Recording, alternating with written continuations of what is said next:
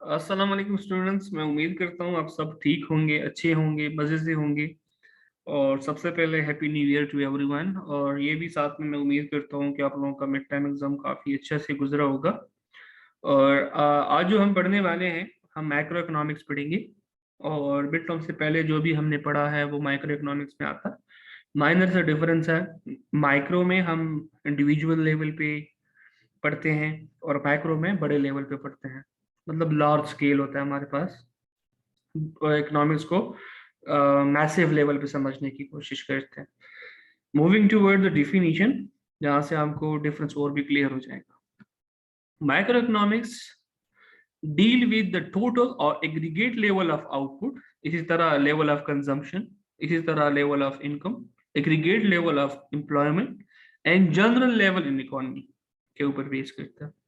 जब हम aggregate level पे, टोटल लेवल पे, मैसिव लेवल पे बात करते हैं कंजम्पशन की, प्रोडक्शन की, इन्वेस्टमेंट की, एम्प्लॉयमेंट की, तो तब ये हमारे पास ये पहलू जो कहलाता है वो हम कहते हैं कि ये मैक्रो इकोनॉमिक्स के अम्ब्रेला के नीचे आता है। और जब हम इंडिविजुअल मार्केट की बात करते हैं, डिमांड सप्लाई की बात करते हैं फ्रॉम इंडिविजुअल पर्सपेक्टिव, तो वो माइक्रो के नीचे आता है। मैक्रो इकोनॉमिक्स हमारे पास ग्रीक वर्ड है। जो मैक्रो का लफ्जी मतलब है ग्रीक में, उसको हम कहते हैं लार्ज।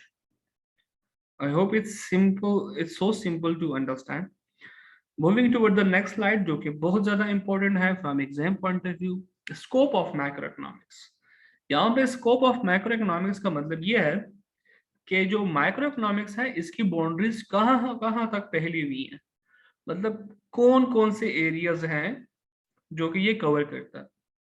तो हमने इसको दो लेवल पे तकसीम किया हुआ है, डिवाइड किया हुआ है। कुछ हमारे पास थ्योरीज हैं और कुछ हमारे पास पॉलिसीज हैं। मैक्रो इकोनॉमिक्स पे कौन कौन सी थ्योरीज आती हैं?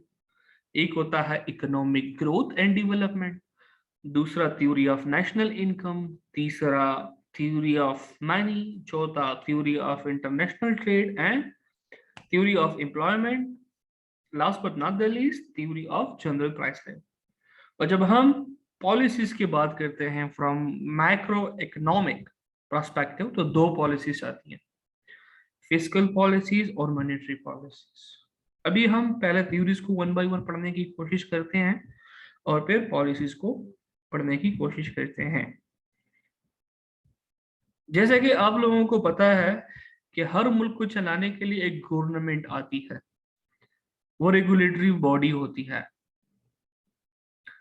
तो मैक्रो इकोनॉमिक उनके लिए एक प्लेटफॉर्म बनाता है, एक बेस लाइन देता है कि आपने मुल्क को आगे कैसे लेके जाना है। तो वो ये 6 थ्योरीज को देख के कंट्रीज को चलाती हैं। सबसे पहले economic growth and development. The status of a country economy can be evaluated in term of per capita real income is studied under micro economics.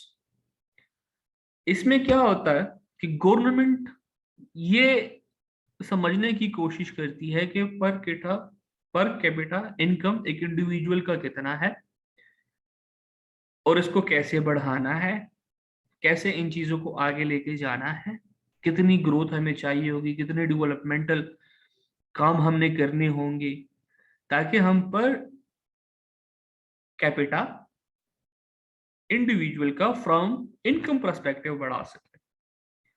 इसी तरह जब हम नेशनल लेवल की बात करते हैं कि कितने खर्चे हो रहे हैं, बजटिंग कैसे कैसे करनी है, एजुकेशन सेक्टर को कितना देना है, हेल्थ सेक्टर को कितना देना है, इस तरह स्पोर्ट्स में हमने कितना डालना है पैसे, कौन कौन सी मिनिस्ट्री को कैसे कैसे बजटिंग करनी है, कितना कितना खर्चा हुआ है फ्रॉम नेशनल पर्सपेक्टिव, कितना कितना नेशनल इनकम, मतलब उसकी इवैल्यूएशन कितना करना। तो इसको हम थ्योरी ऑफ नेशनल इनकम कहते हैं। आसान से बात, जब हम नेशनल इनकम की बात करते हैं वो हमारे पास आता है मैक्रो इकोनॉमिक्स के अम्ब्रेला के नीचे। और इसी के साथ जब हम दो चीजें और ऐड करेंगे, जब हम नेशनल लेवल पे नेशनल एक्सपेंडिचर्स देखते हैं और इसी के साथ हम बजटिंग करते हैं, वो भी हम कवर करते हैं थ्योरी ऑफ नेशनल इनकम के नीचे। फिर थ्योरी ऑफ मनी किसको कहते हैं? मनी तो लफ्जी टर्मिनोलॉजी अगर देखें तो हम पैसों की बात करते हैं। तो microeconomics analyse the function of the reverse bank in the economy, the inflow and outflow of the economy along with its impact on the employment level। इसको हम कहते हैं कि ये थ्योरी ऑफ मनी है। हम देखते हैं कि कितना मनी का इनफ्लो है, कितना मनी का आउटफ्लो है, और उनका एम्प्लॉयमेंट लेवल पे क्या एस्पेक्ट है, क्या इम्पैक्ट है, क्या इफेक्ट है, कि वो कितना एम्फेसाइज कर रही है। ये चीजें समझने के लिए इस सारे सिनेरियो को, फिलॉसफी को हम कहते हैं कि ये हमारे पास है थ्योरी ऑफ मनी, और it's come under the umbrella of micro economics.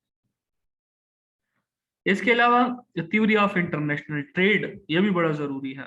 आज के दौर में कोई भी कंट्री जो है वो खुद का फील्ड नहीं है, वो एक्सपोर्ट इंपोर्ट पे चल रहा होता है। कुछ चीजें बाहर बेच रहा होता है, कुछ चीजें बाहर से ला रहा होता है, तभी जाके उस कंट्री का पहिया चलता है।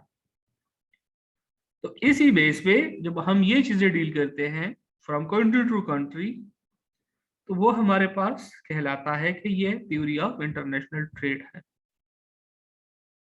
इसी के साथ जब इंटरनेशनल ट्रेड करते हैं कि ड्यूटी चार्जेस क्या होंगी, टैक्सेस क्या होंगी, और फ्रॉम इकोनॉमिक पर्सपेक्टिव उसको देखने की कोशिश करते हैं, तो वो इंटरनेशनल ट्रेड के पहलू में आती है।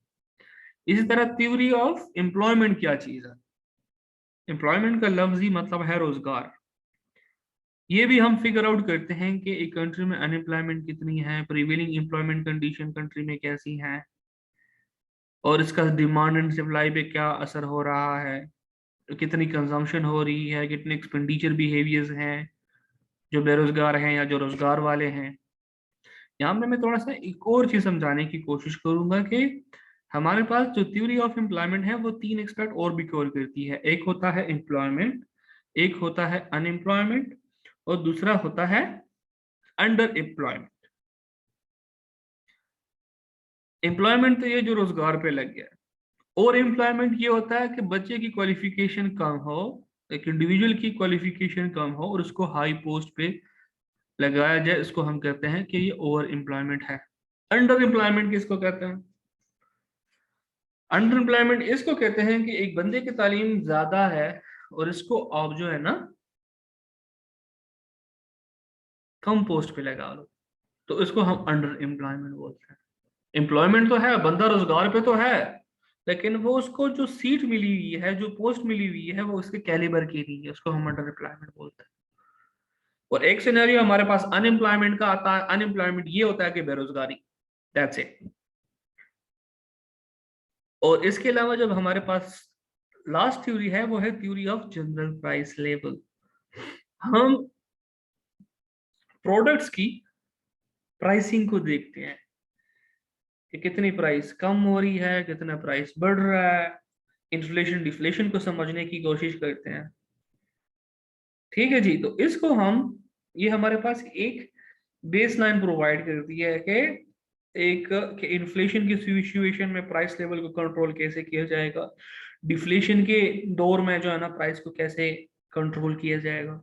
तो ये हमारे पास जितनी भी डिस्कशन होगी फ्रॉम नेशनल लेवल पे, तो ये हमारे पास कहलाती है कि ये theory of general price level है। इसके अलावा कोई भी गवर्नमेंट हो, वो अपने मुल्क के चलाने के लिए पॉलिसीज का इस्तेमाल करती है for the national welfare and development. तो मेनली हमारे पास दो ही आती हैं, एक होता है फिस्कल पॉलिसी और एक होता है monetary policy. Moving toward the next slide, इसमें आपको काफी आसानी के साथ समझ आ जाएगा। फिस्कल पॉलिसी हमेशा गवर्नमेंट बनाती है और मॉनेटरी पॉलिसीज वो हमेशा स्टेट बैंक बनाती है। फिस्कल पॉलिसी जब भी ड्राइव होती हैं वो नेशन को देख के होती है कि कहाँ से पैसा आएगा और हमने कहाँ इन्वेस्ट करना है, ये गवर्नमेंट डिसाइड करती है। फॉर एग्जाम्पल कोई गवर्नमेंट आता है, वो कहता है यार एजुकेशन पे इन्वेस्ट करो। एएनपी के दौर में आप लोगों ने देखा होगा कि काफी स्कैटर्ड प्रोग्राम चले थे, बादशाह खान यूनिवर्सिटी के, अब्दुल वली खान यूनिवर्सिटी के, शांगला में उन्होंने कैंपस बनाया, और पेरेंट सेल उनका एक ही होता है और उसके सब ब्रांचेस बहुत ज्यादा होते हैं। कोई गवर्नमेंट आती है तो वो इंफ्रास्ट्रक्चर पे इन्वेस्ट करती है, जैसे कि पीटीआई आई हमारे पेशावर में, उन्होंने बीआरटी पे इन्वेस्ट किया। तो इस तरह काफी सारे प्रोग्राम उन्होंने चलाए। तो ये वेरी करती है गवर्नमेंट टू गवर्नमेंट पॉलिसीज, के वो देखती है कि यार हमने कहाँ से पैसे लेके आना है और कैसे हमने चलाना है। इसके बरक्स अगर हम देखें, मॉनेटरी पॉलिसीज जो है वो हमेशा स्टेट बैंक का चलाती है, उसके साथ गवर्नमेंट का कोई काम नहीं होता। और वो मनी के सप्लाई को देखती है कि मार्केट में कितना मनी सप्लाई हो रहा है और कितना मनी है, और इंटरेस्ट को देखती है। इंटरेस्ट को देखती है कि कितना इंटरेस्ट होना चाहिए। सिंपल डिफरेंस अगर हम देखें, फिस्कल पॉलिसीज हमेशा बनाती है गवर्नमेंट, और क्या करती है कि कहां से पैसा आएगा और गवर्नमेंट कहां उसको इन्वेस्ट करेगा। मॉनेटरी पॉलिसीज हमेशा बनती है कि जो हमारे पास मनी सप्लाई कितना है, और बनाता कौन है, स्टेट बैंक बनाता है। मनी सप्लाई कितनी है मार्केट में, और उसका इंटरेस्ट रेट क्या होना चाहिए। ये कुल्लम कुल्ला दो हमारे पास डिफरेंसेस आती हैं। आई होप डियर स्टूडेंट्स, ये आज का लेक्चर आप लोगों को समझ आ गया होगा, और इसी से आगे ही हम कंटिन्यू करेंगे नेक्स्ट लेक्चर में। और आप लोगों को कोई भी मसला हो तो ज़रूर मुझे आप व्हाट्सएप पे कांटेक्ट कर सकते हैं, और आप लोग मेरे साथ अब जो भी आपकी क्वेरीज होगी वो मैं सॉर्ट आउट कर सकता हूँ। Thank you so much dear students, अपना ख्याल रखिएगा। अस्सलाम वालेकुम।